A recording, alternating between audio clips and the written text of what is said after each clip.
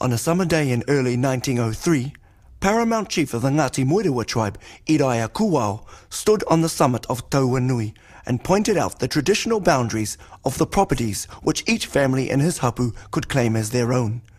His knowledge in this area was exact. Tauanui, a striking volcano and site of a long-ago eruption, is the maunga for the people of Tautoro. Just beyond the lip of the crater is a bush-lined mountain lake, Roto Kereru. In the center of the lake is the island of Motuwharangi, a traditional burial ground for the people of Tautoro. Kaikohe's police constable of the time, Tim Cahill, saw that families whose blocks were demarcated all agreed to this and were quite satisfied with the portion given to them.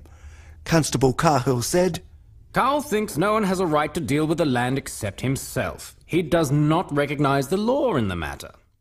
The elderly Kuwao believed vehemently that the Treaty of Waitangi, signed in his lifetime, entitled him alone to determine the boundaries of his hapu's lands. The courts disagreed, and this difference of interpretation would lead to a dramatic confrontation with an armed party of police and troops from Auckland. Kuwao and his followers were ready to go to battle with the government, but were led into a trap whereby the whole company was arrested and taken prisoner. As Kaikohe's lockup was only a single cell, the prisoners were taken to the local billiard saloon, a solid brick building which still stands in the main street opposite the Kaikohe Hotel.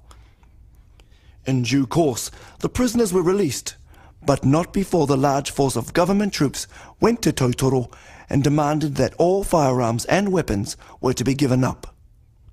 It was after this incident that Iraia Kuwao concentrated his energy on establishing an institution whereby his children and grandchildren would not live in a world of darkness and ignorance as he had done himself. 3 years later, and 1 year after his death, in 1906, the Tautoro Māori School was established.